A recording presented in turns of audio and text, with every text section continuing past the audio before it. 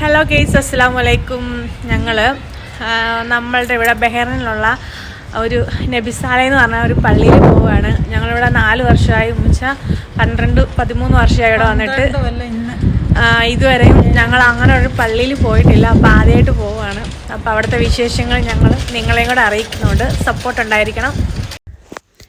ആദ്യമായിട്ട് ഇവിടെ വന്നിട്ട് പള്ളിയിൽ പോകുന്നതിൻ്റെ ഒരു സന്തോഷമുണ്ട്. ഞങ്ങൾ ആ വണ്ടിയിലാണ് പോകുന്നത്, ആ വലിയ വണ്ടിയിൽ. അതെൻ്റെ കസിൻ്റെതാണ്. കസിൻ ഡ്യൂട്ടിയിൽ കൊണ്ടുപോകുന്ന വണ്ടിയാണ്.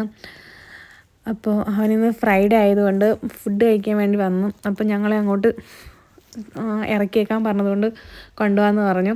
അപ്പോൾ ഉമ്മച്ചിക്ക് കാല് വയ്യാത്തതുകൊണ്ട് ഈ വണ്ടിയിൽ കയറാൻ കുറച്ച് ബുദ്ധിമുട്ടായിരുന്നു. അങ്ങനെ ബുദ്ധിമുട്ടിനൊടുവിൽ ഉമ്മച്ചി വണ്ടിയിൽ കയറി.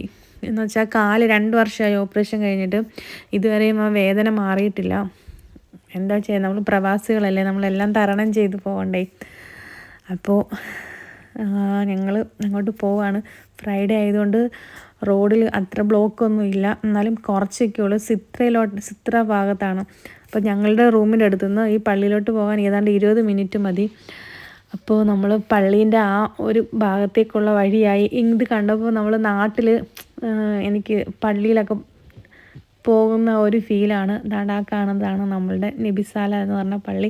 ഇതിനെക്കുറിച്ചൊന്നും അറിയത്തില്ല, ഇങ്ങനെ കേട്ടറിവ് മാത്രമേ ഉള്ളൂ. അതിനകത്ത് ചെന്നിട്ട് അതിൻ്റെ കാര്യങ്ങളെല്ലാം കണ്ട് എല്ലാം മനസ്സിലാക്കിയതിന് ശേഷം ഞാൻ ഈ വീഡിയോ ഇടുന്നത്.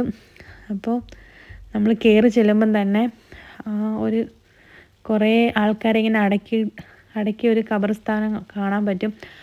അവിടെ ആണെങ്കിൽ ചെറിയവരും വലിയവരും അങ്ങനെ കുറേ പേരുണ്ട്. നമ്മുടെ നാട്ടിലെ പോലെ തന്നെ മീസാൻ കല്ലിനകത്ത് ഫോട്ടോ ഒന്നും വെച്ചിട്ടില്ല. പക്ഷേ ഇവിടെയാണെങ്കിൽ മീസാൻ കല്ലിനകത്ത് ഫോട്ടോ ഒക്കെ കുത്തി വെച്ചിട്ടുണ്ട്. ഇവിടെ അടങ്ങിയിരിക്കുന്നത് 6-ാം നൂറ്റാണ്ടിൽ ജീവിച്ചിരുന്ന നബിഹി സാലിഹ് എന്ന് പറഞ്ഞൊരു പണ്ഡിതനാണ്. ഇവിടെ വെള്ളിയാഴ്ചകളിലാണ് കൂടുതൽ ആൾക്കാർ വരുന്നത്. ഞാൻ നോക്കിയിട്ട് ഇവിടെ ഫുള്ള് മലയാളികളായിരുന്നുള്ളത്. നമ്മൾ കയറി വരുമ്പം കുറേ വെള്ളവും കുറച്ച് ചോക്ലേറ്റും പിന്നെ ഈത്തപ്പഴവും ഒരു പട്ടും, നാട്ടിൽ നമുക്ക് പഴവും പട്ടുമായിരുന്നു തരുന്നത്. അതുപോലെ തന്നെ ഇവിടെ അതുപോലെ വെച്ചിട്ടുണ്ട്.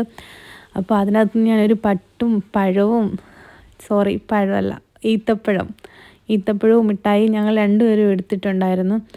അപ്പോൾ അതിനകത്ത് കയറുമ്പോഴുള്ള ഒരു സന്തോഷം പറഞ്ഞറിയിക്കാൻ പറ്റത്തില്ല കേട്ടോ. ഞാൻ ഇത്രയും നാളിനകത്ത് ആദ്യമായിട്ട് വന്നതിൻ്റെ ഒരു സന്തോഷം ഉണ്ടായിരുന്നു എനിക്ക് അതിനകത്ത്. അതിൻ്റെ ഉള്ളിൽ കയറിയിട്ട് എല്ലാം കാണണമെന്നുള്ള ഭയങ്കര ആഗ്രഹമായിരുന്നു. പക്ഷേ ഇതിൽ ഈ പള്ളിയിൽ നമ്മൾ 3 വെള്ളിയാഴ്ച അടുപ്പിച്ച് വരുവാണെങ്കിൽ നമ്മൾ എന്താഗ്രഹമാണോ നിയത്ത് വെച്ചിരിക്കുന്ന ആ ആഗ്രഹം സാധിച്ചു തരുമെന്നാണ് ഇവിടുത്തെ ഒരു നിയത്തെന്നാണ്. ഇവിടെ ഉള്ള ഒരു മുസ്ലിം ആചാരപ്രകാരം ഇത് നമ്മൾ നിസ്കരിക്കാൻ വേണ്ടിയിട്ടുള്ളതാണ്. എന്താ പറയുക, നമ്മൾ അകത്തോട്ട് കയറുമ്പോൾ വേറെ നല്ലൊരു ഫീലാണ് സത്യം പറഞ്ഞാൽ. ഇത് വെച്ചിട്ടാണ് അവർ നിസ്കരിക്കുന്നത്. പിന്നെ ഈ മക്ബറയിൽ നമ്മൾ പട്ട് കെട്ടിയിട്ട് എന്താഗ്രഹം പറഞ്ഞാലും സാധിച്ചു തരുമെന്നാണ് അവിടെ നിൽക്കുന്ന ആ ഇത്ത പറഞ്ഞത്. അപ്പോൾ ഞാനും കിട്ടി ഒരെണ്ണം, ഉമ്മിച്ചായും കിട്ടി. എനിക്ക് സത്യം പറഞ്ഞാൽ ഇതിനകത്ത് വോയിസ് ഓവർ കൊടുക്കുന്നതോ വീഡിയോ ചെയ്യുന്നത് എങ്ങനെയാണെന്നൊന്നും എനിക്കറിയത്തില്ല. എന്നെക്കൊണ്ട് പറ്റുന്ന രീതിയിലും എന്തെങ്കിലും തെറ്റുകുറ്റങ്ങളുണ്ടെങ്കിൽ നിങ്ങൾ പറയുക. ഇവിടുത്തെ പ്രവേശന ടൈം രാവിലെ 7 മണി മുതൽ വൈകുന്നേരം 7 മണി വരെയാണ്. ഞങ്ങൾ വന്ന ടൈമിൽ കുറേ അറബികളും കുറേ മലയാളികളും ഇവിടെ ഉണ്ടായിരുന്നു. അവർ ദുആ ചെയ്യുന്നതൊക്കെ നമ്മൾ കണ്ടായിരുന്നു. ഇതാണ് ഇവിടുത്തെ മക്ബറ. ഞാൻ ആദ്യമായിട്ടാണ് ഇങ്ങനെ മക്ബറ ഉണ്ടെന്നും ആദ്യമായിട്ടാണ് കാണുന്നത്. അതിൻ്റെ ഒരു സന്തോഷമുണ്ട്. നമ്മുടെ നാട്ടിലെ പോലെ തന്നെ ഇവിടുത്തെ മക്ബറയിലും ഇങ്ങനെ പട്ടിങ്ങനെ വിരിച്ചിട്ടിട്ടുണ്ട്.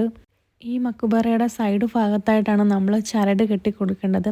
ചരട് നമ്മളവിടെ ചെല്ലുമ്പം തന്നെ നമുക്ക് ആവശ്യമുള്ളത് എടുക്കാൻ പറ്റും. ഈ ഒരു പള്ളിയിൽ 5 ഖബറാണുള്ളത്. ബാക്കി ആണുങ്ങളുടെ ഭാഗത്താണ്, നമുക്ക് അറിയത്തില്ല. അപ്പോൾ ഇത്രയേ ഉള്ളൂ. എനിക്ക് കിട്ടിയ അറിവിൽ ഞാൻ ഇത്രേ പറയുന്നുള്ളൂ. എനിക്ക് ബാക്കി അതിൽ കൂടുതലൊന്നും അറിയത്തില്ല. അപ്പോൾ അതെല്ലാം കഴിഞ്ഞ് ഞങ്ങൾ പോവാണ്. അപ്പോൾ ഇത്രയേ ഉള്ളൂ വീഡിയോ.